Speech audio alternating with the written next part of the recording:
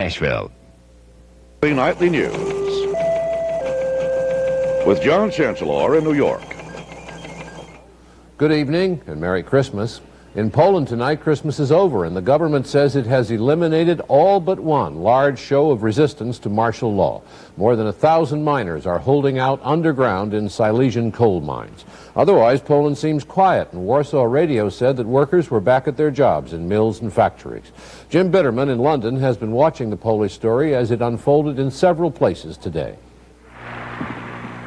The Pope blessed the city of Rome and the world in his Christmas greetings from St. Peter's, but he gave a special blessing this Christmas to his native Poland. Poles in Vatican Square cheered and raised high a Solidarity Union banner. In his message, John Paul said he was disturbed by a world that drives people from work, locks them up in concentration camps, deprives them of a homeland. In his homeland, the reference to concentration camps must have been too pointed for official comfort. When the Pope was shown on Polish television tonight, the reference was carefully edited out, as were the pictures of Poles waving flags and holding the Solidarity banner. That's not all the TV audiences saw this Christmas. There was a sympathetic portrayal of soldiers doing their martial law duties. And for the second night running, a critical report on the economic sanctions President Reagan imposed on Poland, including a harsh commentary from Moscow. After the newscast, Polish television broadcast its first film from the Silesian coal mine, where 1,200 men have been holed up underground, defying martial law orders to come up, for 10 days now. On both Polish radio and television, there have been dramatic, tear-filled appeals from relatives of the miners for the men to give up their protest, a protest some of the women called cruel and pointless. But the appeals broadcast above ground could hardly have been directed at the men below, and may be meant to justify in advance more direct government action to bring the strikers up. It's thought General Jaruzelski declared martial law in Poland when he did, in the belief that Poles in the days leading up to Christmas would be less militant, less likely to want confrontation. The holiday is over now in Poland, the joy of it past, and for Poles, all that remain are the harsh realities of martial law. Jim Bitterman, NBC News, London. Poland's Catholic Archbishop Józef Glemp was allowed to go on the radio today, and authorities showed Christmas masses on TV. Archbishop Glemp said he shared what he called the anxieties, fears, and pains of Polish families. The Polish government was also concerned with Polish stomachs, as we see in this report from John Cochran, which was censored in Warsaw. What a difference a crackdown makes. Poland's communist allies, who just a few weeks ago couldn't find anything good to say about the Poles, now can't do enough for them. From Czechoslovakia, a plane loaded with food, medicine, even washing machines. From East Germany, trucks carrying tons of milk, eggs, margarine, laundry detergents, toothpaste. Polish TV said the East German drivers stayed awake for 24 hours transporting needed supplies to their Polish comrades. 250 tons so far, said the TV announcer, scarce items like applesauce and shoes for children in orphanages. Nor was Moscow slow to respond. The message from Moscow was clear. So was the message from Poland's state-run TV network. The communist bloc stands by its loyal comrades in need, and Poland is once again a member in good standing within the communist bloc. John Cochran, NBC News, with a censored report from Warsaw. 6 Polish sailors jumped off their ship Christmas Eve in Kodiak Harbor, Alaska, and have asked for asylum in the United States. The men were flown to Anchorage in time for midnight mass and Christmas with Polish-American families. Their entry into American jurisdiction was sudden. The sailors jumped into a tugboat which was taking sick crewmen off their fishing ship. They came with only the clothes on their backs. The Immigration Service said it expects to start processing them Monday, but it's up to the State Department to grant them asylum.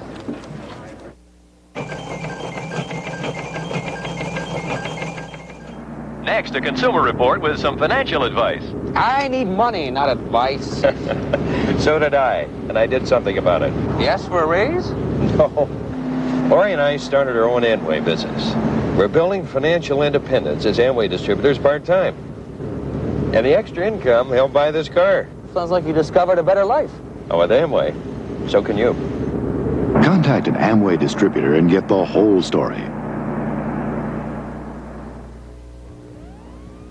holiday greetings from Budweiser.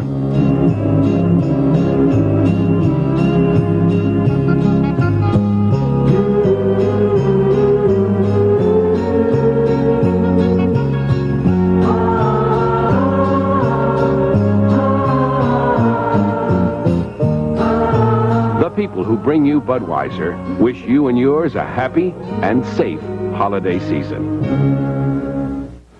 It appeared today that the Reagan administration is somewhat less concerned about the Libyan assassination teams which received so much publicity earlier this month. The Washington Post says the government believes that 2 squads of 5 killers each have been put on hold, perhaps in Libya. More on the story from John Palmer at the White House. The White House said today it will have no official comment on published reports that alleged Libyan assassination teams have suspended, at least for now, their operations against the president and other top government officials. But one member of the administration, in a position to know, conceded our concern has lessened. Reporters accompanying the president on a Christmas Eve visit to a friend's house in Washington last night noted that while security continues to be extremely tight, some of the extra precautions put into effect in recent weeks were no longer evident. The president and Mrs. Reagan spent a quiet day with family members and a few close friends in their living quarters at the White House. Aides say the president and Mrs. Reagan did not exchange gifts this Christmas, preferring to wait until their 30th wedding anniversary in March, when they plan to buy each other gifts for their ranch in California.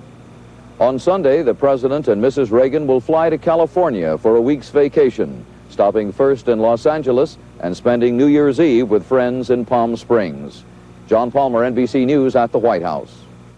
The war finally stopped in my mind. Those were the words of a Vietnam veteran who has just returned from a visit to Hanoi. 4 men, all members of the Vietnam Veterans of America, returned to New York tonight following their 6-day visit. They talked about it on the first stop of the trip home in Thailand. Steve Mallory narrates this report. The 4 Vietnam veterans said they were warmly received by the Vietnamese people. That Vietnam's foreign minister encouraged other Americans to investigate the fate of more than 2,500 servicemen listed as missing in action in Laos, Cambodia, and Vietnam. He pledged to continue to work with us in a cooperative effort to help resolve the question of the American servicemen that are still listed as missing in action. Former Marine Robert Mueller, paralyzed by a bullet, said the Vietnamese authorities would like American doctors and scientists to study possible effects of the defoliant Agent Orange, used by the U.S. military in the war. During their 6 days in Vietnam, the veterans traveled throughout the country. Former Air Force Sergeant Michael Harbert, a veteran of 47 bombing missions over North Vietnam, said this trip probably changed his life. The Vietnam War caused a great deal of pain in the United States, and we as veterans felt that pain. This opportunity to return to the country in which we used to fight, and to do so in a spirit of friendship and peace, which is certainly in keeping with the Christmas season, I think gave us all the opportunity to understand that the war is in fact over. One veteran said he looked forward to going back. This was only a beginning, he said, a way for the United States and Vietnam ultimately to become friends. Steve Mallory, NBC News. Ariel Sharon, Israel's defense minister, had the following things to say to an Israeli newspaper. He said the United States showed nothing but impotence in dealing with the crisis in Poland. He said, in their efforts to contain Soviet expansionism, Americans are acting like blind men in a chimney. He said the United States has resolved to try to return Israel to its 1967 borders. Sharon says that's why Israel annexed the Golan Heights. And he added, maybe we will have to think of other such blocking action.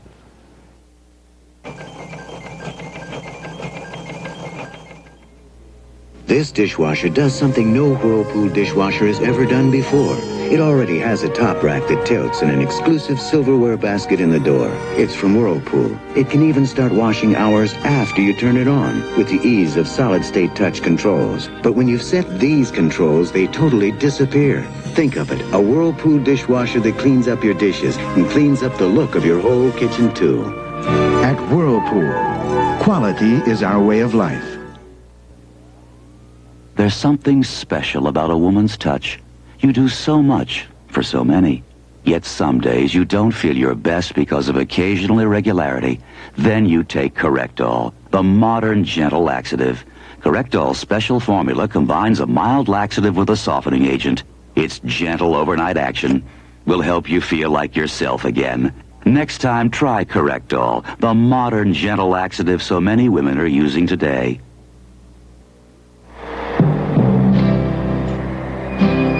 In your business, you sure have to know tires. What do you use? Generals. I make my living on them, so they gotta be tough and gotta last.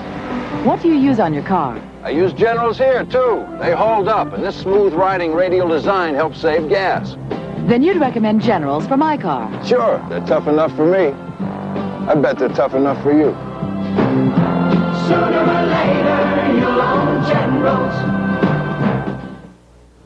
It was almost a miracle, the kind that ought to happen on Christmas Eve. An Air Force officer who had been given up as lost after his jet crashed off the North Carolina coast was found alive and rescued. He had been drifting for almost a week, often in below freezing weather. Dan Molina reports. First Lieutenant Thomas Tiller was carried off a Coast Guard cutter on a stretcher last night after spending 6 days in a life raft, but generally he's in good shape. He suffered only a skin rash from the exposure, and today he was well enough to describe his ordeal. I didn't have any food or water at all. You lost that as you ejected? Right. Were you able to catch any in the rash when it rained? It never rained. I kept waiting for it to rain, but it just never did. Were there times that you thought that you might not see this Christmas? Well, there were a lot of times, but like they tell you, just don't give up. Hello? At their home in Houston, Tiller's parents have been answering phone calls for days. Calls of hope and support before Tom was found. Then finally, late yesterday, the call from the Air Force they prayed would come. The voice at the other end says, your son is alive. My feelings were a feeling of joy. I just wanted to tell everybody. And it didn't affect my wife quite the same way. I just completely broke down. I just couldn't talk on the phone for a couple of hours. I was just overwhelmed. The Tillers say their hearts and prayers go out to the family of Lieutenant Michael Matson. Matson was the pilot of the plane and has not been found. On this Christmas Day, though, with presents waiting to be opened once the families reunited, the ordeal for Griff and Elaine Tiller is over. It has reaffirmed our faith, and it has undoubtedly been the most Merry Christmas that we have ever had. Dan Molina, NBC News, Houston. An oil tanker on the St. Lawrence River burst into flames this morning. 4 people were killed, another 4 are missing, and the fire was still burning out of control at sunset. Don McPherson of the Canadian Broadcasting Corporation reports. The tanker Hudson Transport was carrying a cargo of bunker oil from Montreal to the Magdalen Islands in the Gulf of St. Lawrence. The fire broke out at about 3 o'clock this morning in the cabin area towards the stern. The crew had time to seal off the cargo of oil from the flames. Otherwise, the ship might have blown up, killing the whole crew. The missing men are among those who tried to escape in lifeboats and rubber life rafts. Other crew members stayed aboard the ship in the bow, away from the fire, and waited rescue. 2 Coast Guard helicopters from Halifax are being used in the search for the missing men. Don McPherson, CBC News, Matane, Quebec. Attacks by sharks are not common off the coast of California. They average fewer than 1 a year, and they usually are not fatal. But a week ago, a young man lying on his surfboard on Monterey Bay was attacked and killed by what may be one of the largest great white sharks on record. Saul Halpert of KNBC has the story. 24-year-old Louis Boren was last seen on his surfboard Saturday just beyond the breakers at a popular state beach near Monterey, California. 2 days after Boren disappeared, his blood-stained surfboard with an 18-inch section bitten out of it was found, leading to fears he'd been the victim of a great white shark. Yesterday, Boren's mutilated body, clad in a black wetsuit, was recovered from shallow water by a park ranger. The coroner said he'd been killed by a great white shark. It's strictly speculation yet as to whether he was laying on the board when he was struck, or whether the shark attacked the surfboard, knocking him into the water, and then attacked him. From the size of the bites, experts estimate the shark was at least 20 feet long, weighing more than 2 tons. The beach is popular with surfers and skin divers, but fewer people than usual were in the water this week. The Coast Guard could not say whether it was because of the Christmas holiday or a shark scare off the Monterey coast. But some people aren't worried at all about sharks. Put it statistically, I think there's more risk driving to the dive site than there is worrying about the white sharks. Saul Halpert for NBC News. Things happen at Christmas time which never seem to happen at other times of the year. For example, in Morgantown, West Virginia, for the last 7 or 8 years, someone has slipped a $1,000 bill into a Salvation Army Christmas kettle. No one knows who's been doing it. The $1,000 bill is wrapped inside 2 single-dollar bills. Well, this year, the money was there again, but what pleases the Salvation Army is that it happened twice this year. 2 $1,000 bills in the same kettle. Maybe it's catching.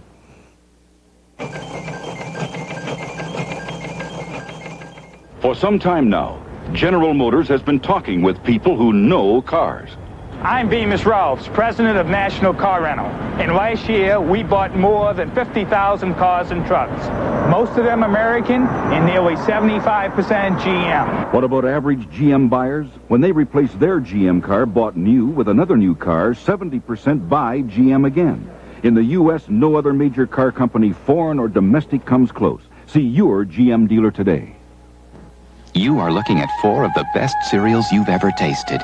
You are looking at a Teen Flake. You are looking at the taste of wheat, the taste of corn, the taste of oats, and the crunchy taste of rice. Teen Flakes.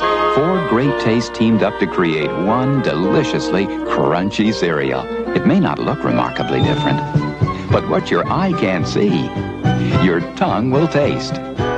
Teen Flakes from Nabisco. A team of taste in every flake. Ring in the holidays. Ring out the year. Sparkling with Andre. Love and good cheer. Take Andre home for the holidays. Andre for the holidays. What's a celebration without Andre champagne to lend sparkle and elegance to your good times? Greet the season and your friends with the best. Andre. For the holidays and all year long. The Travel Industry Association of America met recently in Washington, looking back on a poor 1981 and hoping for a better 1982. The last really good year for the travel industry was 1978. There's a lot of money involved. Americans spend over $160 billion a year on travel. Americans spend a lot of money on movies, too, especially around Christmas, but not this year. David Burrington has more from Hollywood. Theater executives say they can't remember when the holiday season got off to such a slow start. Many blame the recession and the high price of tickets. Others say current releases are too adult. Films like the complex Warren Beatty picture Reds and On Golden Pond with Henry Fonda and Katharine Hepburn. Theater owners argue that such films don't appeal to the young audience. The president of one of the largest theater chains isn't sure what's wrong. We don't know whether it's a general economy. We really don't know whether we have lost touch with our audience. But we do know that we have an unusually large number of pictures that just haven't caught on. Yes, yes, my baby said yes, yes. Among the big disappointments, the $20 million Steve Martin musical, Pennies from Heaven, which went into general release last week. 500 theaters reported little interest. We're ready to go. Taps, starring Timothy Hutton and George C. Scott, opened to a respectable box office, but below expectations. The only action movie to debut this Christmas season, Sharky's Machine, a Burt Reynolds thriller, has opened poorly. Many fans blame Hollywood itself. They complain that new films are badly made. It had no meaning whatsoever. Most of the movies are a lot of money, but not any talent. Theater owners point out there's still time for things to improve. They'll be keeping a close eye on the box office tonight. David Burrington, NBC News, Hollywood. Lenox, Massachusetts and Lee, Massachusetts, 2 perfectly nice American towns. But this holiday season, the people of Lenox and the people of Lee are thinking of more than just the joys of a New England Christmas. Nancy Fernandez reports. Two small New England towns in the Berkshire Hills, the working-class town of Lee, with its modest homes and paper mills, and just down the road, Lenox, with its expensive homes and country inns. Lenox and Lee have always had a keen rivalry in sports, like neighboring towns everywhere. There's always been a rivalry that's been enjoyed, that's been healthy, and that's been good.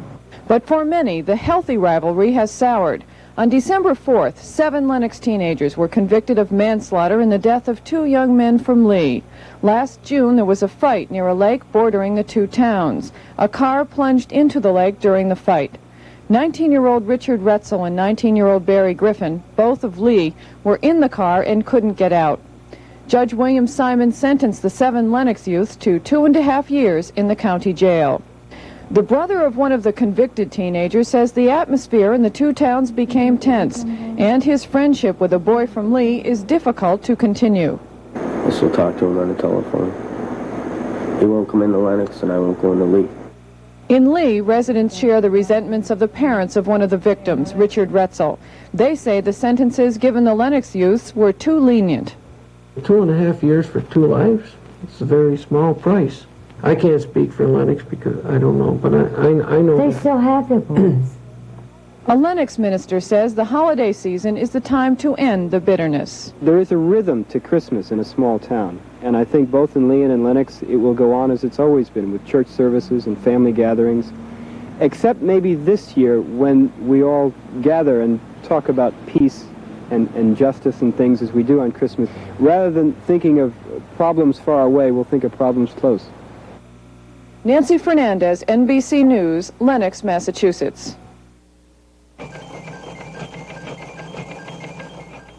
This is the Sears Value Update with big news for appliance shoppers. The big sale is on at Sears. Save $20 to $100 on selected Kenmore washers, dryers, vacuums, microwaves, freezers, and refrigerators. Big savings on selected color TVs, ranges, sewing machines, video recorders, and stereos. Save $20 to $100 at Sears Big Sale right now. Don't miss it. For big home appliance values, you can count on Sears. What's more natural than pasta and beer? Ah, what's more natural than natural light from Anheuser-Busch? The beer with a taste for food. It's natural and it's light. So when you want to leave room for more... What's more natural than natural light? People say I have $1 million smile. Well, I should. Sometimes I think I invested that much in it. That's why I chew Freedent. Freedent is the one gum that won't stick to my dental work. And I love that fresh minty taste. Freedent gives me all the chewing pleasure I could ask for in a gum. And where my dental work's concerned, there's nothing tacky about it. With Freedent, the pleasure sticks, but gum won't. It seems a long time ago now, but on the 25th of December, 1980, we were all thinking about the American hostages in Iran. And on the Christmas of 1981, we are all thinking about the Polish people, some of whom were celebrating the holiday in the United States. We have 2 reports. In London, New Jersey, an immigrant family celebrates a traditional Polish Christmas. This one made special because Barbara Hufflett is with her sister, Stanislawa Balicki, again for the first time in 10 years. Barbara and her husband Branislaw found the old traditions intact in America. They were not overwhelmed by all the food here. They said even with hardships and shortages in Poland, people still manage to celebrate holidays like Christmas. They say that it feels just like home because it's close family, sister, and they feel they're like just back at home, except it's a different country. It's a couple of miles away. Then, Midnight Mass, another tradition. And at Linden, St. Teresa of the Child Jesus Roman Catholic Church, things did not seem much different from St. Andrew's, their home church in Poland. The Huffletts spent more than 2.5 years trying to emigrate to the U.S. Last Wednesday, they got out. They had only enough time to pack a lifetime of possessions into 4 suitcases. Last night, Father Walter Gorski offered a prayer for those still in Poland. all of which we enjoy. Let's ask God to give back to Poland this Christmas. The nation has suffered enough. Willie Monroe, NBC News, London, New Jersey.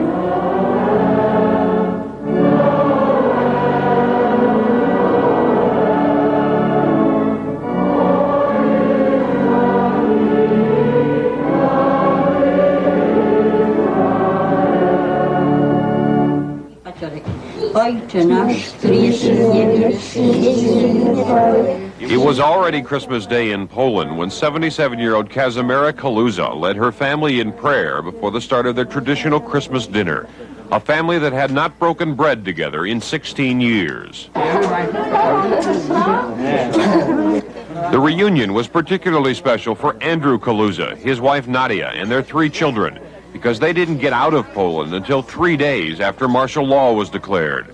For Brother Thomas, their arrival in the United States ended an 8-year struggle to get the family out.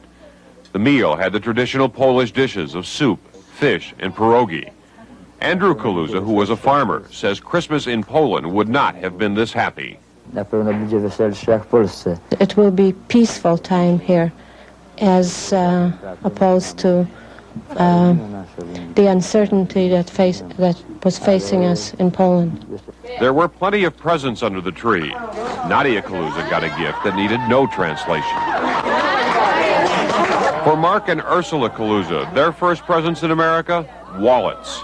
Margaret got one too. The joy Thomas Kaluza says he feels this Christmas is tempered by the sadness he has for the people in Poland. Maybe next Christmas everybody else will be happy. Not only we over here, but over there. Then we get freedom. They can enjoy Christmas in full like we do over here. Roger O'Neill, NBC News, Mount Prospect, Illinois. And that's Nightly News for this Friday. Jessica Savage will be here tomorrow, and we're going to conclude tonight with some sounds and sights of today's Christmas service at the National Cathedral.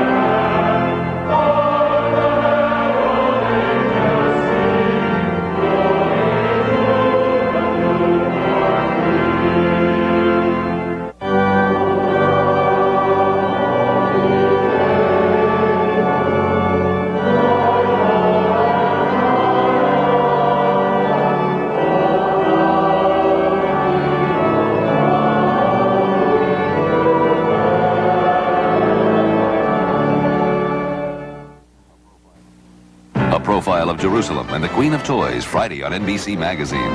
Then an emotional Christmas story. Maureen Stapleton is a widow torn between her new love and the resentment from her overprotective family. Why do you dislike him so? He isn't Daddy. Veronica Hamill co-stars in The Gathering Part 2. Enjoy your Christmas night with NBC. Coming up in just a minute on the scene at 6, Christmas Day is marred by an early morning fatality on a Nashville area highway. A Nashville resident is worried about her relatives in Poland, and it was a busy day for South Central Bell phone operators as record numbers of long-distance calls are placed on this Christmas Day. These stories and more when the scene at 6 begins in a moment. Even Santa shops Kastner Knott's after Christmas sale, and you too will save 50% on American Greetings cards, wraps, ribbons, and bows, starting 8:30 tomorrow at Kastner Knott. Season's greetings from WSMV Nashville. From Channel 4 News, this